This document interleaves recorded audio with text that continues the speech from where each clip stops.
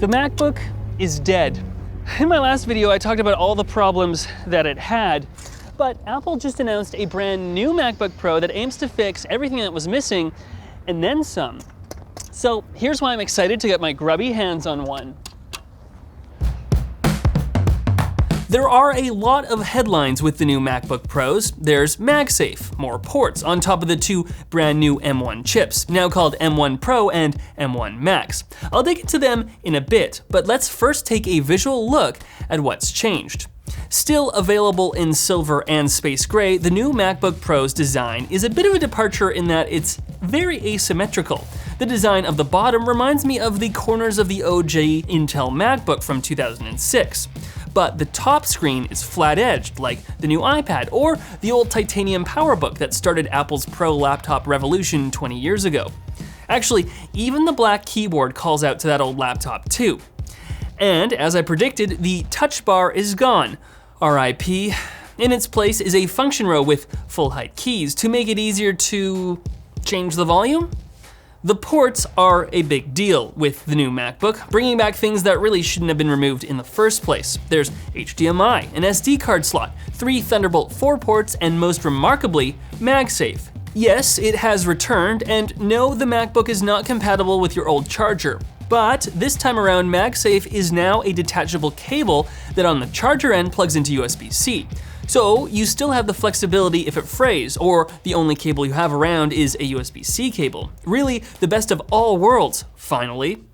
The displays have grown and are massively improved now. The smaller laptop stretches to 14 inches across, while the larger model is still 16 inches. It only looks bigger. Most notable is the addition of adaptive ProMotion, which increases the top refresh rate to 120 Hz. But when there's not a lot of action on the screen, it drops the refresh rate to save battery. And when you're watching a movie, it matches the frame rate of the content. The panels are Liquid Retina XDR with a 1600 nits peak brightness and mini LED contrast ratio. The resolution is now up to 254 pixels per inch for both, with what aspect ratio? I think the Cinema's aspect ratio rating is going to make a comeback, so that would be 1.55 to 1 versus 1.6 to 1 in the outgoing MacBook. Oh wait, is there a notch? There's a notch on the MacBook Pro screen now. I'm not one of those people who hates the notch on the iPhone, but this notch, which contains the much improved 1080p webcam, but no Face ID, blocks the middle of the taskbar. And what's going to happen in full screen mode? Are they going to have to redesign Safari and other apps? I'm not too sure, but I'll investigate in my review. Subscribe to find out. It's super interesting that there are 2 brand new chip options, one of which I wasn't even expecting. But first, let's hear from this video's sponsor, Anker. Their new Nano Pro chargers feature a 20-watt output in the same size as Apple's OG 5-watt wall wart. This little guy can charge your iPhone 12 to 50% in just 25 minutes. Available in 4 new colors, the Nano Pro has Active Shield technology that monitors charging temperature for safety and uses a power tuner chip to adjust the current to get the fastest charge. Check out the Anker Nano Pro at the link below. Okay, the performance, the chips. Apple announced 2 new chips in the MacBook Pro. Dubbed M1 Pro and M1 Max, they are the next layers in Apple's ARM transition. For Apple, the name of the game here is both increased performance and efficiency, and they raced through this announcement. I could barely keep up. The CPU isn't the big story here, though it gets an increase to 10 cores. Where Apple has put its focus on is GPU, memory, and machine learning. And that's really where the differences between the M1 Pro and Max lie. The M1 Pro is available with 14 or 16 GPU cores, and for video editors like me, has a hardware-accelerated media engine for encoding and decoding the most popular formats, along with ProRes. Now, looking at Apple's chip product shots, here it appears that the Max features a duplicated GPU, so up to 32 cores, with additional engines for faster video encoding and decoding. This is going to be great for video editors.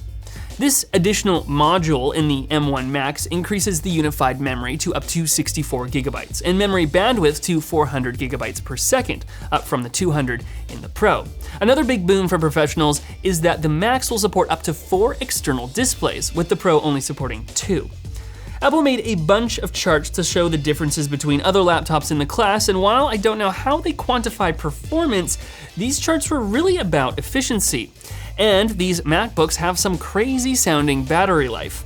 Apple claims the 14-inch should get around 17 hours of battery life, while the 16-inch will get up to 21 hours. Me wonders how much the more powerful CPUs will affect battery life. Regardless, you'll be able to fast charge to 50% in half an hour. Another interesting thing about the different chips is both are available on the small and large MacBook Pros, and there are a lot of SKUs to choose from. So will the performance be a bit different because there's more space to dissipate heat on the 16-inch model? Another thing to investigate.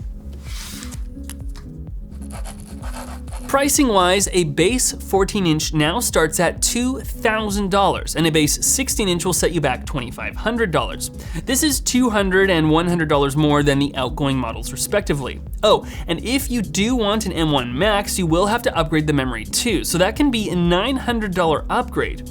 Keeping a reasonable amount of storage and maxing out everything else on the 16-inch will set you back $3,900. Yikes. As for me, I really like the idea of a maxed out 14-inch that I could just dock to the desk and use for everything. It could be one computer to rule them all. It wasn't just MacBooks that got announced. There are 3 new colors of the HomePod Mini, which should match your yellow, orange, or blue iMac nicely. There are also new AirPods. These 3rd generation AirPods appear to be like AirPods Pro, but without the silicone tips. The new design is supposed to hold into your ear better. The charging case supports MagSafe, that's kinda cool. It's got an IPX4 rating for sweat and water resistance. It has Force Touch and better battery life. It has spatial audio and an adaptive EQ. Actually, looking at the comparison chart, these really do appear to be AirPods Pro without some features. My concern is still that the mesh is too close to the tips. It looks just ready to eat earwax. They're $180, while the old 2nd gen model remains on sale for $130 now. All right, thanks for sticking through this Mac address. If you like the new MacBook Pro, give this video a like. If you're mad about the notch, then why not subscribe? I was kind of surprised by the amount of SKUs available in this MacBook, so I'm curious if you were to get one, what model you'd order.